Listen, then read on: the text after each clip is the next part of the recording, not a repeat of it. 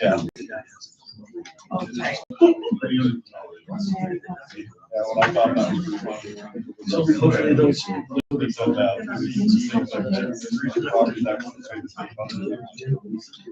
They were working yesterday, but now it's feedback. So we don't get that. Yeah, it's weird to be doing that at all. You guys are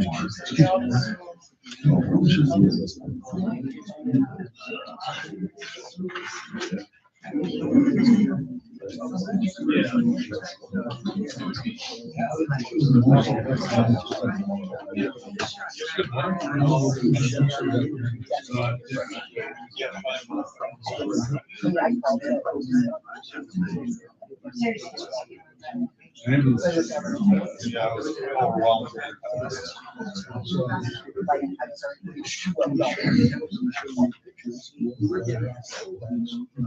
How about what?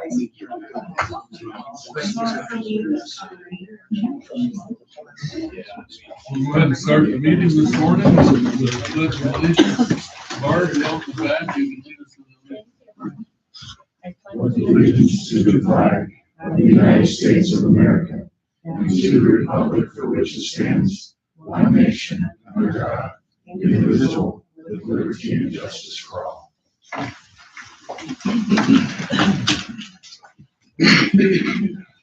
Kansas election results. Oh, we have an amendment to the agenda. Oh, okay. Oh, sorry, my bad. I'm just following. I know, my bad.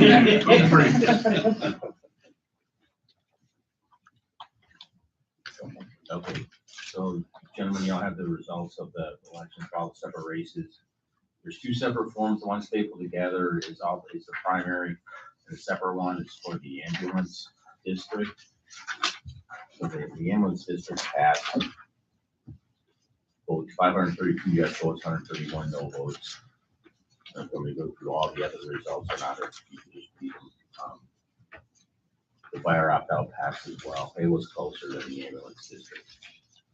So overall in the election, everything went pretty well. We had a few hiccups, but we were able to recover from them. Appreciate all the help of all the volunteers that came out and helped with the election, working in the precincts. We also had some people, other people here from other departments in the county that helped, Treasury Department, DOE, planning. Couldn't have done without all of them. As a result of the runoff, I'm sure y'all heard there's going to be a runoff for the governor's race. That election will happen on July 28th. So absentee voting for that is supposed to start on June 12th, which is next Friday. The difficulty that we had getting ballots for the primary, I don't know that we'll be able to start that. I guess it's up to the state whether we can have ballots in time for that or not. Eagle copper ballots will go out that we had. So then the new voter registration deadline for that election is July 13th. People can go in them and if they want to go change their registration so they can vote in that election or not. But generally supposed to just for registered Republicans to vote in that. Our post-election audit is going to be on the 16th of June. We got people set for that. It's going to be here at the courthouse. I start that around 10 o'clock.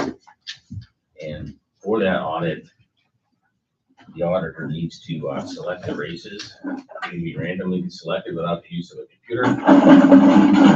This is our selector. There's no modem on it. It's not connected to any network or internet. So right now there are 10 ping pong balls in here, labeled 1 through 10. So John is going to select which precinct we're going to audit. 7. So precinct 7 will be this precinct that we audit. So then also part of that audit, one of the races has to be a statewide race. So I'm putting 5 balls in here now that are labeled. 1 for the governor, state rep, state senator, U.S. senator, and U.S. rep. Draw one of those. South Dakota rep. And then we will also need to have, gonna add.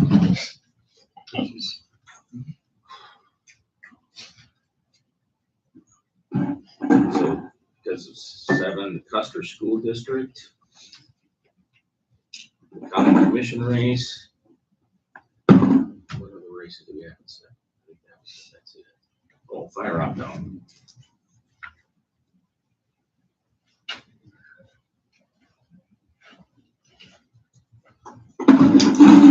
Draw for the second race that we're gonna audit. U.S. representative. So again, that'll happen on the 16th. We'll have a board that will come in. It will not be anybody from this office. We'll be assisting, but it's nobody that worked. It can't be anybody that worked the election that does the audit. So we'll have a board come in and do that. And they go through those ballots and hand count for all those races just to make sure that the hand count meant that the tabulator was counting correctly. If there are no other questions, then that's all I have. Okay. Now with the runoff race for governor, some counties are gonna hand count, but I'm asking you guys if we could order ballots for that. Some of those little counties maybe have 3 precincts in them. I just feel more confident. We'd have to get more workers, election workers for the hand count if we decided to do that. I think the cost, do you know how much the cost is for ballots? Give you a chance to ask Michelle what the price is for this. So we have to get the ballots ordered today.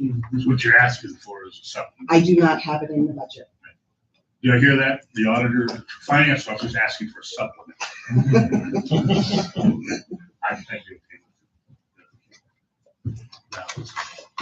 Do we need to put on the agenda further down for when we add to it? Yeah, we could. We'll just let me amend the agenda.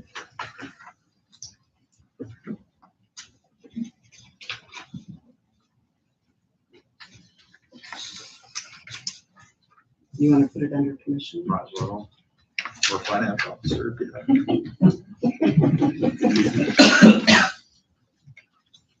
I don't have one. I have one thing to add. So the certificates here, there are 2 sets of them. One will be for the primary that you'll be signing, and one will be for the Indians district, since they were 2 separate. And also, we did have 1 provisional ballot that was counted yesterday and added to the total. So we received 3 altogether, only 1 was able to be counted. And the results of that board are here as well. So the motion to approve. I'm gonna put it under. No, I mean, the Oh, canvas. yes, Let's yes. go through. Mark, we need a motion.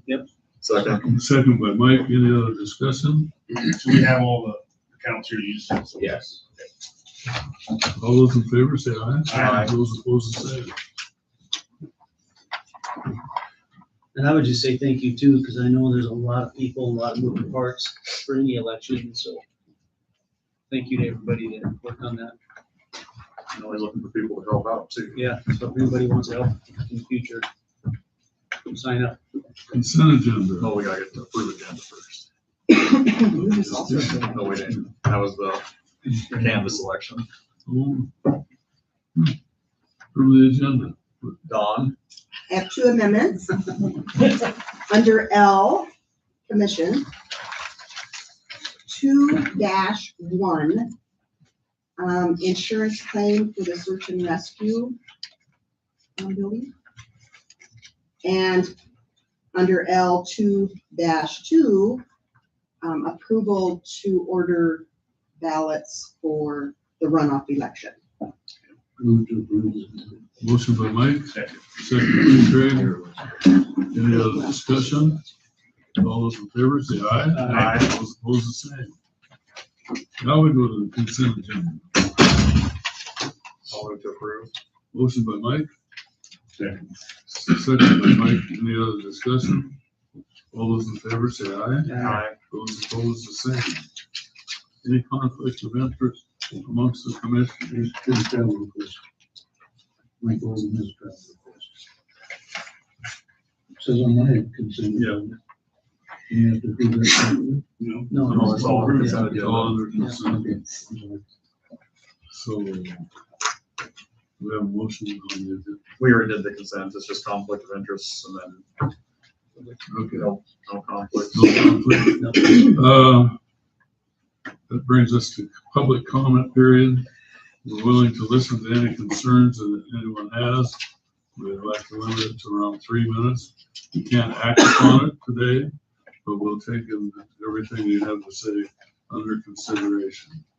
Is there anyone that wants to come forward today? Yeah, My name is John Giese. I live out on the 20 mile on Remington Road. And I just got some concerns last week when they were out there repairing the road. They had a pretty good stretch tore up out there and it was barely passable for even a pickup. I did stop to two fellas, tried to have a conversation with them. I asked them if they could post signage when they're going to do that much of a stretch at one time and tear it up that bad. They're bringing the shoulder in. I was going to 4-wheel drive and there was 8-10-inch boulders up on the road. So cars weren't going to be able to pass it. I said, do you think you could put up signage and maybe take another route? And they said there was no other route, which there was. You could have went off Pilger Mountain. We got to talking a little bit. I said, could you put signs out? Well, we don't have signs and we don't have to put them out. It's a pretty good stretch of road and it's windy. You can't see cars coming. And the gentleman commented to me, if we didn't drive like such assholes out there, they wouldn't be out there. So that's his exact words. If we didn't drive like assholes, they wouldn't have to be out there so much. I didn't appreciate, I was very calm with those two folks. I let it go at that. Last year, hauling hay in and out of the same road, your county pups, truck and trailers were driving so fast, I almost got ran off the road bringing a load of hay in. I stopped, confronted them where they had it barricaded going north on Pleasant Valley. I said, hey man, do you think you guys could slow down? I've got 3 loads of hay to haul in here today. And he told me his exact words, we tell them every morning to slow down, they don't listen.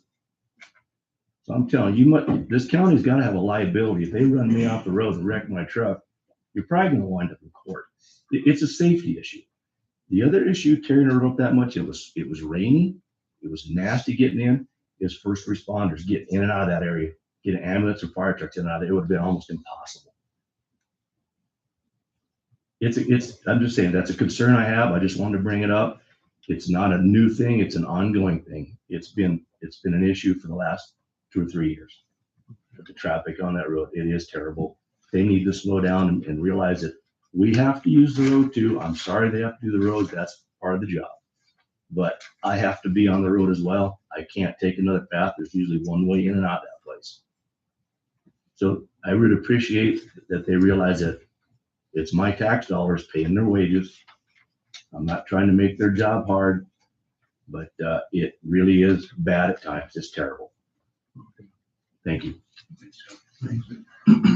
My question is, did you happen to get a name of the people that were there that day? Or? I know names. Yeah, I know who they are. I've confronted one of them twice, and he's the one that told me if we didn't drive like assholes, that they wouldn't have to be out there so often. County employees shouldn't be speaking to Yeah, taxpayers like that. We don't allow it in this building. I don't know why we allow it out on our highways either, so. We did have somebody that was rude and nasty a couple years ago, and they got fired. Those highway department employees, so.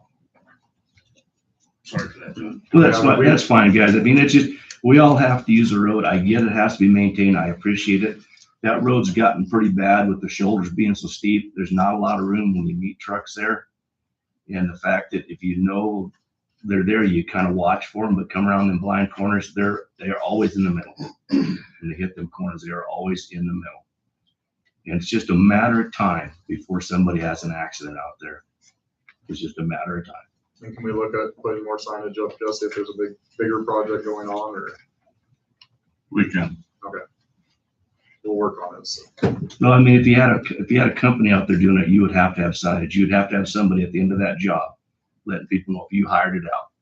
Why the county can't do that is beyond my. Depending on the speed limit of the road, what's in the MUTCD. You can't control the speed limit, so they're driving fast. Well, I can't control the speeders either, sir. Sorry. It's almost impossible to drive fast now. Yeah, I mean, no. the roads are such a mess since they put up all that dirt on the top. The only thing I would add to that is please go to the highway department's website. There is a document posted on there on why we pull those shoulders in. Please take a read at it. It's been posted for 4 years. Oh, okay. It's on the website. There is a reason for it. And There's there a is, reason for it. I'm just saying, you can't drive fast because Right. of that. Yep. I did get some calls on it, when I looked at it, Jim, on Friday or Saturday, I can't remember what day it was. It was pretty rough. There was quite a few bigger rocks out there. I think what we probably should have done is done as much as we could have got done on Thursday, so leave for 3 days. So, food for thought. So I'm Doug Lutke. I live on Remington Road. So I'd like to understand, I will read that, that's on there, but I'd like to understand. So I understand you gotta take care of the ditch lines and clean them up and make them. But right now, what's happened is, so you diss that and you've gone deep enough and you're trying to pull up the gravel, I get it. But you're pulling up a lot of dirt and a lot of weeds, right? And so now that goes in the middle of the road. And it's questionable whether that's the right way to do it, but that's up for discussion, I guess. You couldn't just blade it, without pulling it up. But regardless, okay, now it's in the middle of the road. All right, so are you gonna leave it sit there and get rutted and the rocks there and everything? This has been over a week now, and that road's rough. Why would you not do it and come back and grade it right after you're done? I mean, I don't get it. It's been weeks, and we gotta drive on that thing. And when it was first done, I mean, it was unpassable for cars. It was terrible, right? And so, we all pay tax money. We understand there's a job to be done, but it should be done in a proper manner. And it doesn't look that difficult to me. So I don't know, maybe there's a bigger game plan and maybe somebody can tell me, are you gonna come back and put more road base on top of this now? Or what is the game plan? And is that game plan, is it all online where we can go and look at it? I wasn't aware, but if it is, that would be good. Is that available, Jesse? please read the document. Just, Yeah, I will. I didn't know it was available. That's, everything is there. Like I said, it's been on there. I want to say I put that on there in 21 or 22. Right. But there's gotta be an efficient way of doing the road that makes money sense and still gets it done and still makes it safe and usable for the taxpayers. So that's not happening right now. So, I'd like you to really consider what's going on there and see if we can make some improvements to it. Thank you. Anybody else? Yeah. Just wondering, on the blading of the road, the blade seems to, just yesterday, the blade went down the road to the Buffalo Rock. Then it turns around and goes back to Custer. And this has happened more than one time. And I know they put mag water down to the Buffalo Rock, which maintains that road, and there's quite a bit of traffic. My point is the rest of us seem to suffer because the top part gets maintenance, but the blade doesn't go on down the road. And they'll say, well, there's too few people living down there. That might be true, but we pay taxes. And I guess I'd like to see a little bit more county maintenance on our road. And the other question I have, and maybe I never read that deal that Gail posted, but what is the plan on our road? I mean, how many roads are you doing with that disc that throws all that crap up on the road? And in this country, because we have so many rocks in the ditch, those rocks come up on the road. Now, I saw when they went by our place, first they had a maintainer with a disc, they had a tractor with a disc, they had another tractor with something else. Now you've got 3 vehicles out there working on the road. So they throw all this stuff on the middle of the road. And then 2 days later, or maybe 3 days. Here comes 2 guys down the road walking, throwing rocks off the road, the ones that they see. And my point is, how much is all this stuff costing? As compared to how much gravel are we saving from the road ditches? And I guess what I'm saying is how does that compute work? How much further ahead are we having by throwing that stuff on the road as opposed to just blading the road? And even though, and Jesse has said, okay, it's too damn dry to blade, okay? And so our road is super, super rough. And we buy vehicles, so that affects our vehicles. And then it gets, in this country, it doesn't rain very often. So all summer long, we're driving on those rough roads. And I realize that you can't keep the road good all the time. But I've been here a long time. I remember old Belgium. Seeing none. We'll go to the weed and pest. Morning, Mike. Morning.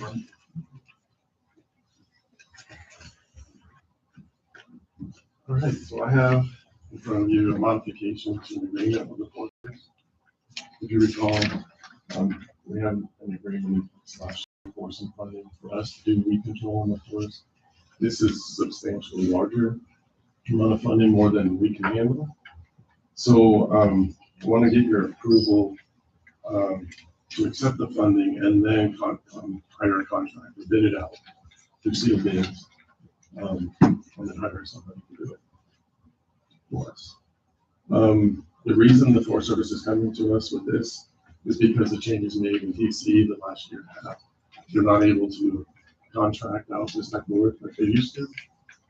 And because we already have the agreement in place, this is the only way they can do it right now. So, you know, I'm sure you get complaints. I get a lot of complaints every year about weeds on the forest.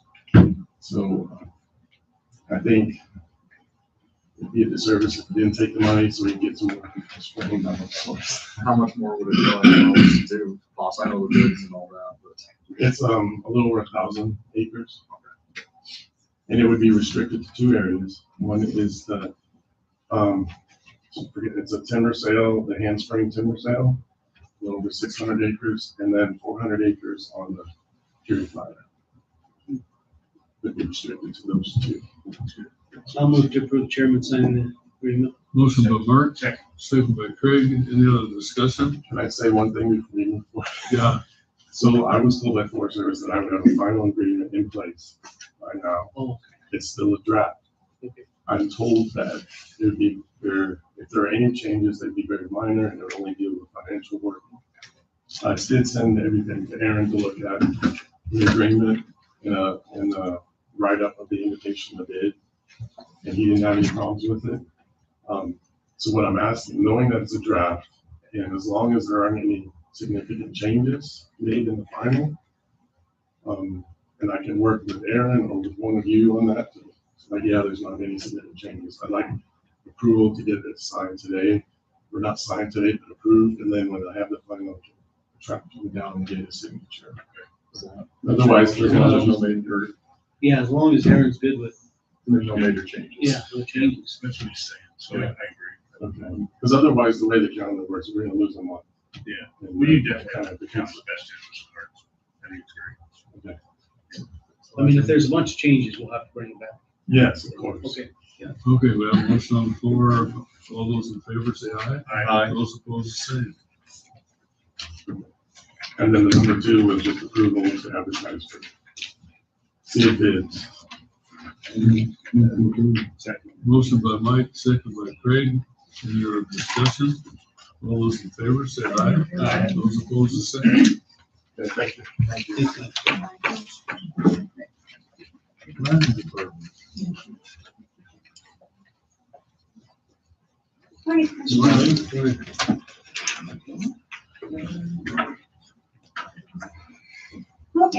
so I'm here to request, advertisement for the planning technician vacancy. I'm requesting approval to advertise and hire for the full-time planning technician vacancy. It's a full-time, fully benefit position with a starting wage of $19.04 per hour, with some changes to the job description. One of those is the planning office will no longer be inspecting approaches. The office will still do the application process, but we will no longer be going out to do the prelim or finals. That portion of it will go back to the highway department. The same process will be as before. We take the application, check for access, etc., then we send it to GIS. GIS will send it to the highway department. The highway department can go to his prelim and his finals, and then he'll send it back to the GIS department, and then they'll generate the address. So, the second change will be that the office will no longer be inspecting the wastewater systems. Inspection time can range anywhere from 30 minutes to 3 hours. Depending on where we are in the county, we go to each one twice. So we do a deep hole, then we go out and go back and do a final. Drive time's consuming on those. If there's multiple inspections, and that goes on for half a day or more. All we're doing is taking a few photos of the system, we're GPSing it, bringing them back and putting it in the system. All that information that we need from the installer is turned in when they do the application. So we get their as-built, we get their, what they're putting in the ground. So with those changes, the planning office will also no longer need the truck. So with the truck, then we can surplus that and then we delete that line item for the. This is really new vehicle too, so it'll be. 3 or 4. That's all been worked out with you, Jess, going back to, well, I was gonna say, I was looking, I thought, the new employee was to help pick up the extra duties. No, actually, start the GIS and do some IT stuff, kind of what we talked about. well, I thought that, but I thought we were going back to taking pictures too, or, Okay, septic? Yeah. Yes. but that Well, was no, she doesn't see any reason to go out. The It's just installers some- can do it. certain ones if they were someone that is. Someone that might have a red flag pop up or something. Yeah, so like I stated before, when we changed, we had the installers do their $50 fee, and they have their excise tax number and their liability insurance. That kind of weeded out the fly-by-nighters. And the homeowners, the state's cracking down on the homeowner ones. So if it's a homeowner, we can still go out and double check it, but they are giving us all their information before we even go out, whether they're new or not. We started that process so that we weren't driving out and then finding out it was installed incorrectly or not big enough, and then having to charge them for the drive fee of going out to find an inspection. So that part, but we don't have very many of those anymore. We'd have to me discuss with Jess. Yeah, I didn't know if there was a discussion just. They really don't know what they're looking at on the approaches. And for, information, Tracy Kelly too, is that the highway department really needs to be doing the inspections on this. We can do the paperwork side of it, but our office does not know enough to be out doing prelims and approving approaches. So keep all the paperwork, all permitting in that same office. Yep, just like it was before. The highway department has access to the iWork system, and he gets notification when GIS sends him the pending prelim, he gets notification, he knows what's going on out there. So we got an agenda to discuss with Jess then. Yeah. The next one, so we can't approve this today. Headed in the right direction. So I'd say we put it on the next agenda, Jess, to we'll work with you and have any comments from you or anything on this. And we'll go through it then. If that's okay with everybody? Okay, so no action taken, we'll put it on the next agenda.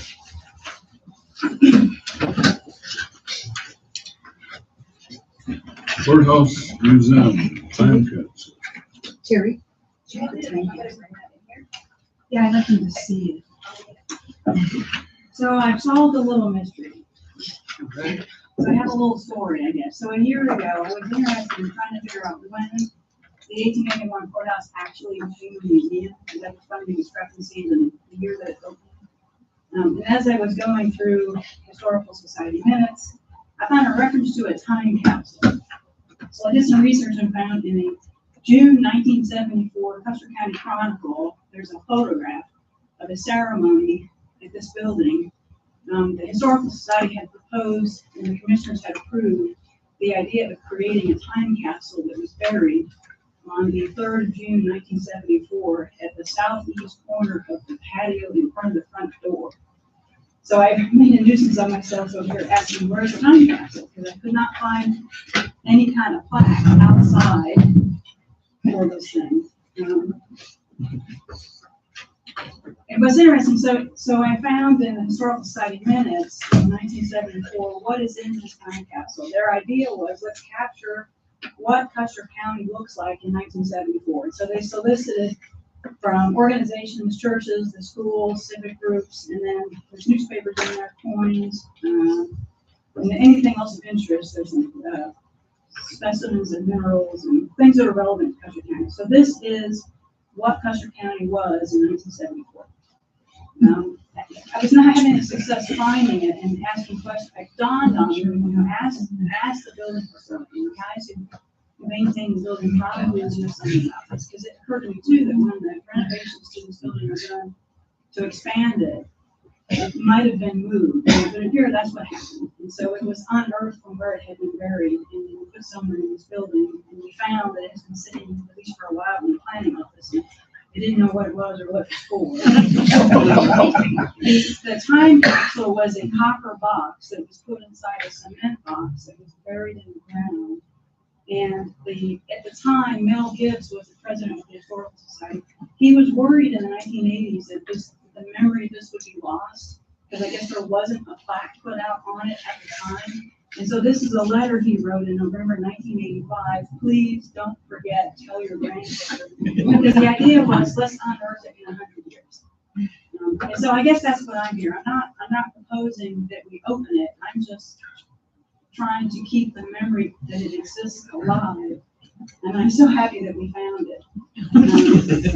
And so I'm here on the part of the Historical Society as well as the museum, because once I had a mystery, I couldn't let go. And so I would propose that this stay in the courthouse, because this is Custer County, but put it someplace public, maybe in a hallway on display for the next 49 years. And we'll come up with a plaque that can explain what this is and the story behind it and what the proposal was we wanted to do. So that's what I'm doing. Could be something added to the art gallery stuff and I would be a good place for it right out in the hall there. yeah. You don't want it in the museum. She thinks it should be over here. Well, I mean, should I be honest? Yes, we are. I can't make any promises that 50 years from now, the museum will remember it or keep it.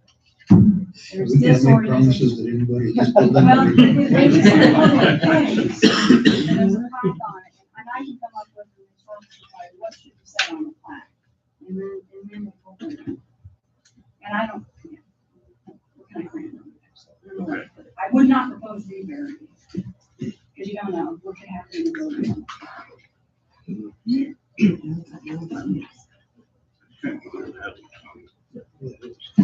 Like I said, I'd work with the art gallery, whoever's in that, and figure out a place for it if that's where you think it should go.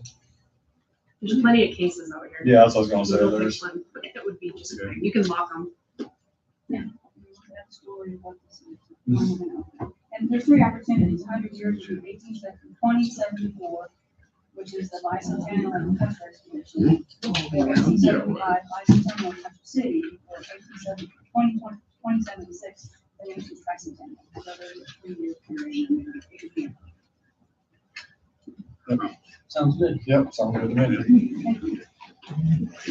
Might be full of gold. Yeah. There might be a heating system in there. She couldn't.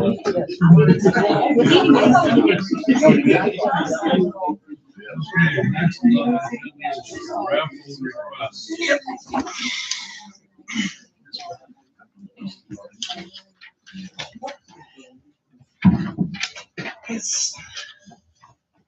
I represent the Patriotic Alliance of Oil Service. We are here making a raffle request for the hitch rail in Pringle.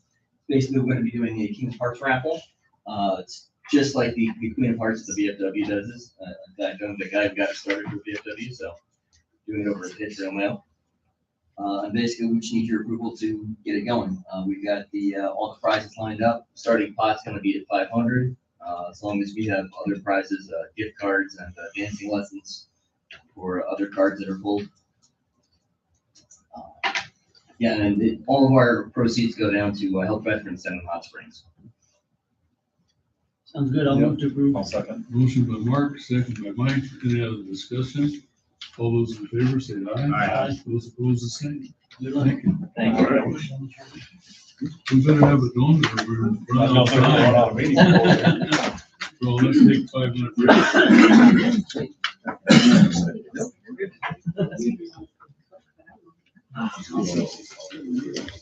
Thank you all very much. Thank you, guys.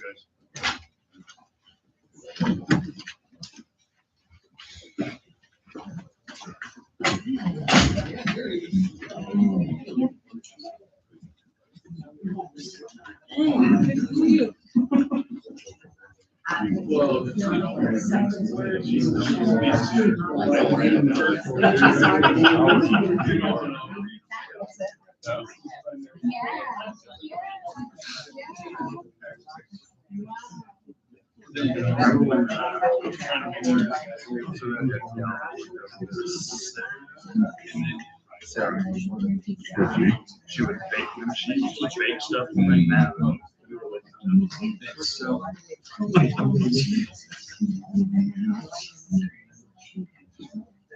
Yeah, that's what's.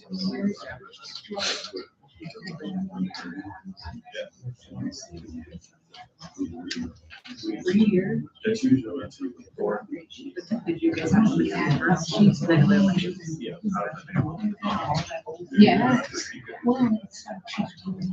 Around 2:30 a.m.